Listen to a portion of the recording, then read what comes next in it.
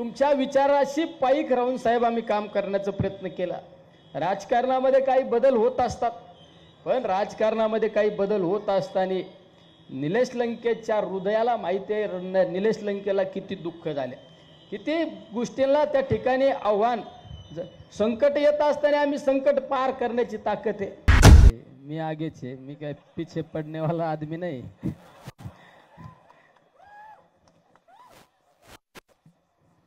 आज या ठिकाणी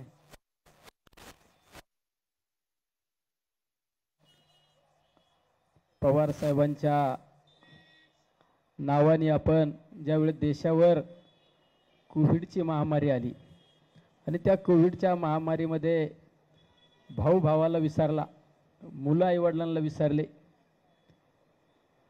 नवरा बायको म्हणतात हिंदू धर्म संस्कृतीत की पती परमेश्वर पत्नी अर्धांगिनी, ते सुद्धा एकमेकाला कोविडच्या कालखंडामध्ये विसरले। आणि त्या महामारीमध्ये तुम्ही आम्ही सर्वांनी जे आदरणीय शरदचंद्रजी पवार आरोग्य मंदिर आपण आपल्या भाळवणी या ठिकाणी सुरू केलं आणि त्या आरोग्य मंदिराच्या माध्यमातून आपण 30,000 लोकांना उपचार देऊ शकलो। आणि त्या उपचार देत असताना त्या 22 मार्चचा लॉकडाऊन आणि त्यानंतरचा पहिला कोविडची लाट, दुसरी कोविडची लाट आणि त्या कालखंडामध्ये ज्या ज्या गोष्टी अशा हृदयाला स्पर्श करून गेल्या त्या गोष्टी मी अनुभवलेला कोविड या पुस्तकामध्ये लिहिण्याचा प्रयत्न केला। आणि त्याचं पुस्तक प्रकाशन कोणाच्या नावाने करायचं, ज्या व्यक्तीची अदृश्य ताकद अदृश्य शक्ती मला नेहमी माझं संरक्षण करण्याचं काम करत होती ती आदरणीय पवार साहेब यांच्याच हाताने हे प्रकाशन झालं पाहिजे। हा गेले कित्येक महिन्यापासूनचा हा माझा एक हट्ट होता। साहेब हे पुस्तक बऱ्याच दिवसापूर्वीच लिहून ठेवलं होतं, पण ज्या माणसाच्या नावाने ज्या साहेबांच्या नावाने आपण कोविड सेंटर सुरू केलं त्या साहेबांच्या नावानेच आपल्याला त्या पुस्तक प्रकाशन करायचं आहे। मी मागच्या काही महिन्यापूर्वी एक डॉक्युमेंटरी बनवली, एक 45 मिनिटाची डॉक्युमेंटरी, आणि ती डॉक्युमेंटरी सुद्धा साहेबांना मुंबई या ठिकाणी पूर्णपणे अख्खी डॉक्युमेंटरी साहेबांनी पाहिली। त्यावेळेस सुद्धा साहेबांना एक आश्चर्य वाटलं की अरे आपला एक सहकारी, आपण ज्या व्यक्तीला त्या मतदारसंघामध्ये काम करण्यासाठी नेहमी ताकद देतो बळ देतो ते अतिशय चांगल्या पद्धतीने काम केलं, त्यांना सुद्धा एक अभिमान वाटला। बऱ्याच पत्रकारांनी मला विचारलं की तुम्ही आज या ठिकाणी, मी कालही आदरणीय पवार साहेबांच्या विचारधारेवर काम करीत होतो, आजही आदरणीय पवार साहेबांची विचारधारा घेऊनच काम करतो। अरे आदरणीय पवार साहेबांची विचारधारा काय, छत्रपती शिवरायांनी 18 पगड जाती धर्माच्या लोकांना बरोबर घेऊन हिंदवी स्वराज्य स्थापन केलं। त्याच विचारधारेवर काम करणारे आपलं सर्वांचं नेते आदरणीय पवार साहेब, अरे शेतकऱ्याच्या त्या ठिकाणी शेतकरी असू उद्योजक असू बेरोजगारीच्या बाबतीत आदरणीय पवार साहेबांनी अतिशय चांगल्या पद्धतीने काम केलं। अरे या देशामध्ये एकच कृषी मंत्री होऊन गेला, ते म्हणजे आदरणीय पवार साहेबांनी जे निर्णय घेतले त्या कृषी मंत्री असताना कालखंडामध्ये अद्यापपर्यंत कोणालाही असे निर्णय घेता आले नाही। उद्योजकाच्या बाबतीत आज महाराष्ट्रामध्ये जे उद्योजकता आपण पाहायला मिळते ते उद्योजकाचे उद्योग MIDCचे जनक म्हणून ज्यांच्याकडे आपण पाहतो ते म्हणजे आदरणीय पवार साहेब। माझ्या भागामध्ये सुद्धा दुष्काळी भागामध्ये ग्रामीण भागामध्ये सुपा MIDC मध्ये आज चांगल्या पद्धतीने MIDCचा ग्रोथ वाढत चाललेला आहे, त्याचा शुभारंभ सुद्धा आदरणीय पवार साहेबांनी केलेला होता।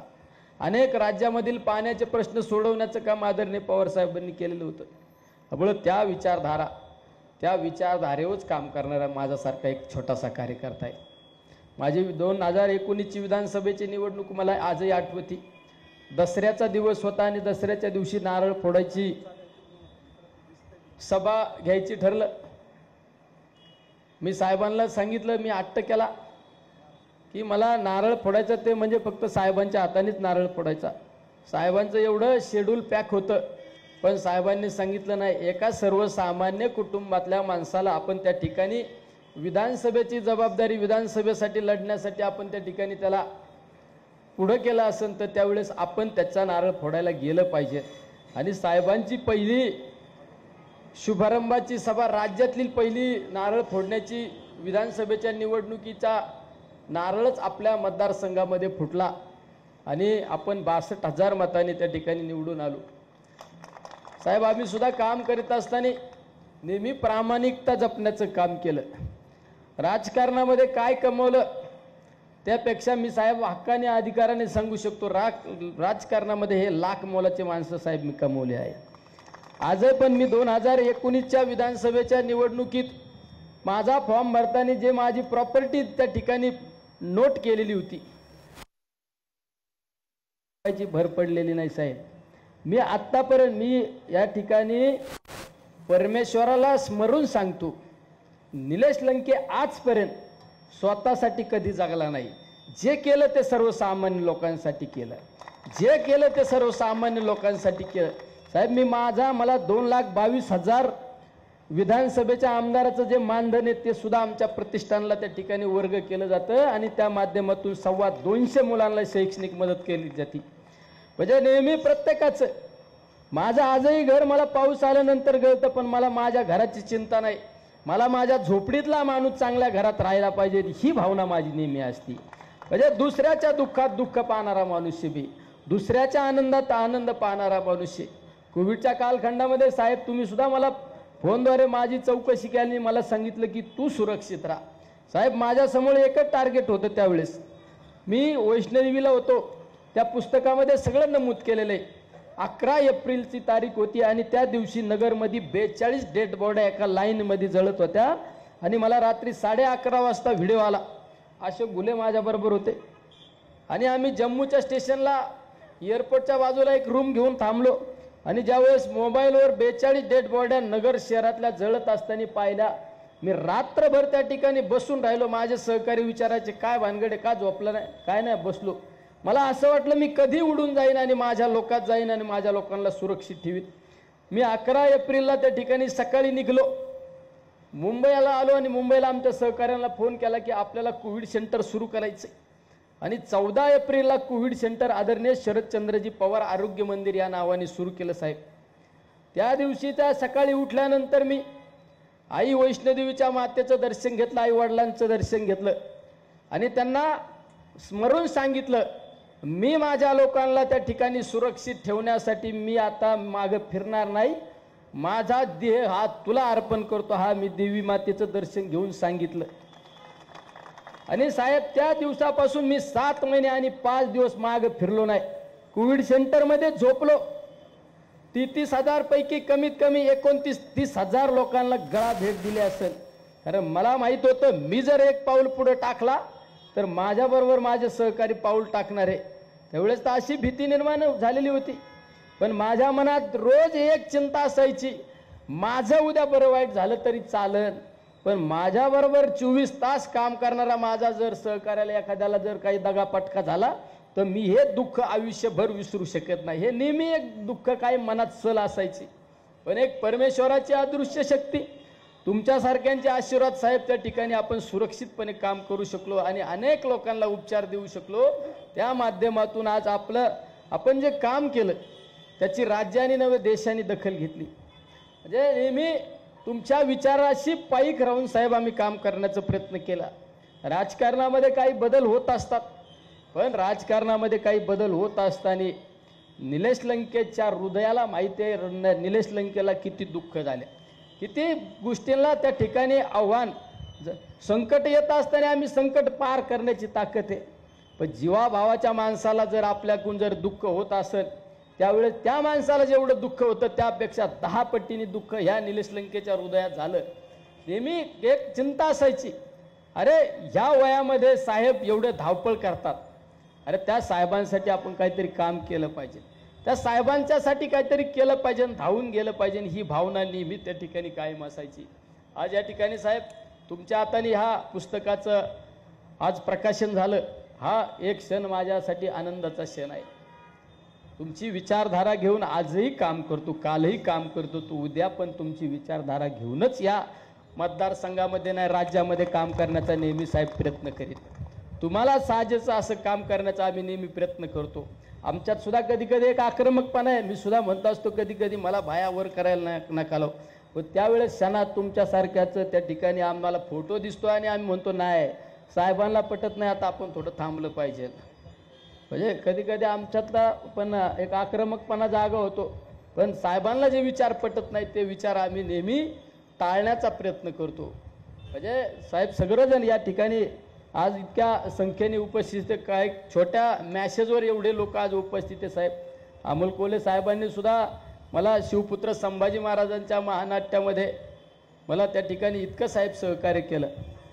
म्हणजे मी तो कार्यक्रम घेऊ शकत नव्हतो, पण त्या कार्यक्रमाला त्यांनी सांगितलं तू काळजी करू नको, तुझी इच्छा आहे ना नगरमध्ये महानाट्य करण्याची, तू चिंता करू नको, मी तुझा भाऊ या नात्याने तुझ्या पाठीशी आहे, तू बिंदास कार्यक्रम घे, फक्त नियोजन कर. मी म्हणलं नियोजनाची काळजी करू नका खासदार साहेब, मी नियोजनाच्या बाबतीत एकदम परफेक्ट, माझे हे सगळे जीवाभावाचे लोक आहे. साहेब 2000 कार्यकर्त्यांनी एक 8 दिवसामध्ये 12 लाख लोकांच्या घरापर्यंत जाऊन त्या ठिकाणी पास वाटप केले. प्रत्येकाच्या घराघरापर्यंत छत्रपती संभाजी महाराजांचे विचार गेले पाहिजे ही भावना त्यामागे होते. मागच्या काळात आम्ही शिवस्वराज्य यात्रेचा आमच्या नगर जिल्ह्यामध्ये शिवस्वराज्य यात्रा काढली. त्यामागे कारण एकच होतं की आज खऱ्या अर्थाने छत्रपती शिवरायांचे विचार घराघरापर्यंत गेले पाहिजेत. हा विचार घेऊन आम्ही त्या ठिकाणी आमच्या मतदारसंघामध्ये काम केलं. आदरणीय तात्यासुद्धा नेहमी सहकार्य, नेहमी तात्यांचं सुद्धा मला आमदार झाल्यापासून सहकार्य. आदरणीय दादा तर आमच्या नेहमी वडिलकीच्या नात्याने म्हणजे नेहमी प्रामाणिकता ठेवून मला सल्ला देण्याचं काम आदरणीय दादा त्या ठिकाणी दादा भाऊ कळमकरजी करत असतात. कारण दादा हे आमच्या एका अभिमानाचं, कारण दादा नगर पारनेर तालुक्यातील नगर शहरामध्ये जाऊन दादांनी त्या ठिकाणी आमदारकी लढवली. ते नेहमी त्यांचा अभिमान आम्हाला त्या ठिकाणी भेटत असतो. प्राजक्तदादांच्या बाबतीत सुद्धा अतिशय नेहमी आम्हाला राज्यमंत्री असताना आम्हाला मदत करण्याचं काम केलं. प्राजक्तदादा असू, जयंत पाटील साहेबांनी मगाशी सांगितलं ते खरं आहे.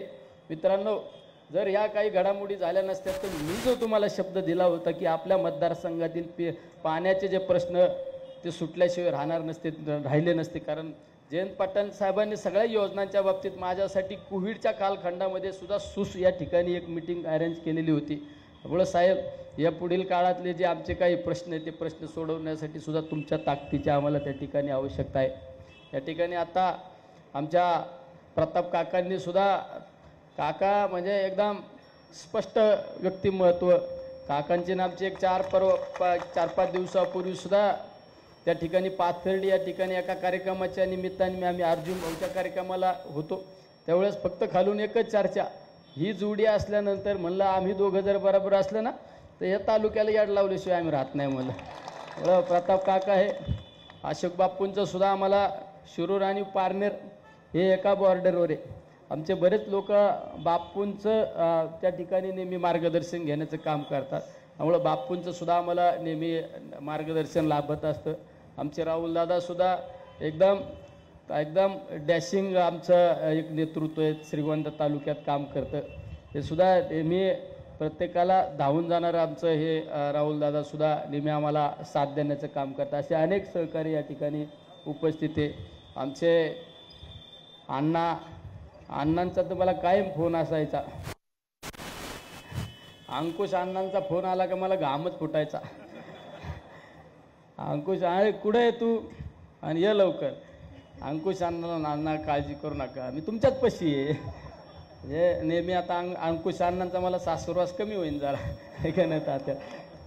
असे या ठिकाणी सगळेजण आज या छोट्या कार्यक्रमासाठी उपस्थित आहे. आमचे महबूब भाई तर मग अशी फोनवर एकदम दिलखुलास हसले. महबूब भाई नेहमी म्हणजे महबूब भाई माझ्या प्रत्येक आंदोलनात असायचे. मधल्या काळात त्यांचंच प्रेम माझ्यावर कमी झालं. महबूब भाई आमच्या आंदोलनाला येत नव्हते, पण आम्ही काय आंदोलन थांबवलं नाही. महबूब भाई आमचे या ठिकाणी सगळेच मंडळी, आमचे लोटके सर असू, बाबर अशोकजी बाबर साहेब तर इतकं निस्वार्थी प्रेम करणारे तुमचे मागं अशोक बाबर असू, बाळासाहेबजी हराळ असू, आमचे राष्ट्रवादी काँग्रेसचे आमचे कार्याध्यक्ष संदीपजी वरपे हे आमचे पूर्ण जिल्ह्याचे, त्यांची आम्हाला पुढल्या काळात चांगल्या पद्धतीने गरज लागणार आहे.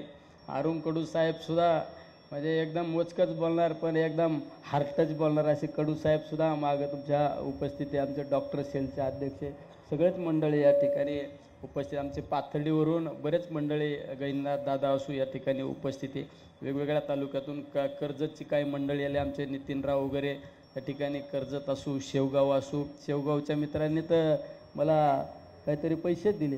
बरं झालं, माझी पण लय तारमळ होती, लगेच बँकेत टाकी तुम्ही. आपलं कामच असं आहे. हमारी झोली साहेब बाकी झोली लगेच दिले का बघा साहेब, काळजी करू नका, लगेच पैसे आले मला. स्वप्नील गायकवाड मित्र परिवारातर्फे 2 लाख रुपये निधी नेत्यांसाठी. जयंत पाटील साहेब साक्षीदार आहे. मी ज्यावेळेस विधानसभेची निवडणूक लढवली निगोजमध्ये, मला डायरेक्ट 1 कोटी रुपयाचा चेक आलं. हे बघत बसली होती, 1 कोटीचा चेक आला. मी पण आकडे शून्य मुजित होतो, कारण आपल्या एवढा चेक बघितलाच नाही. म्हणजे सगळे हे आहे का नाही. त्यामुळे या ठिकाणी अतिशय चांगल्या पद्धतीने नियोजन करण्याचं काम आमचे प्रशांत दादा, खऱ्या अर्थाने त्यांच्यावर हा नगर जिल्ह्याचा कार्यक्रम, आणि दादा तुम्ही इतकं थोड्या वेळात इतकं चांगलं नियोजन केलं. दादा तुम्ही पण आम्हाला बोलवा कधी, काही काळजी करू नका. पुण्यात आमचे लय लोक आहे. हां, पुण्यात मी जर असे टिपलेन लोक मध्ये त्या कामोठ्यात 15-20 हजार लोकांचा कार्यक्रम घेतला. पुण्यात सुद्धा एक चांगला आपण एक ताकदीने मोठा कार्यक्रम लावू दादा, म्हणजे आमची थोडी चुणूक दाखवू तुम्हाला. त्यामुळं म्हणजे आम्हाला जर मदत केली तर आम्ही त्याची भर काढून देऊ दादा. त्यामुळं दादांनी अतिशय चांगल्या पद्धतीचं या ठिकाणी नियोजन केलेलं आहे. त्यामुळं दादांना पण धन्यवाद देतो. आणि माझे 2 मिनटंचे तोडके मोडके शब्द काही माझं चुकलं असेल तर माफ करा. आणि तुम्ही एवढ्या संख्येने एका मॅसेजवर आले, असंच प्रेम राहू द्या रे भाऊ. लोक फापला होत्या, आपलं आहे ते आपलं आहे, आपलं ते आपलं, हे कधी ध्यानात धरा. लोक फसवण्याचे कामं सुरू करतात. हे तर तुतारीवाला तर नुसतं मागं लागलाय, वाजव ना जोऱ्यात, आहे का नाही. म्हणून सर्वांना आधी साहेब सुद्धा या ठिकाणी उपस्थित आहे. यानंतर आदरणीय साहेब आपल्याला संबोधित करतील. धन्यवाद दादा. देश विदेशातील प्रत्येक घडामोडींचे लाईव्ह अपडेट मिळवण्यासाठी आता साम टीव्हीच्या सर्व सोशल मीडिया प्लॅटफॉर्मला लाईक, फॉलो आणि सबस्क्राईब करा. तसंच सर्व नोटिफिकेशनसाठी बेल आयकॉन प्रेस करायला विसरू नका.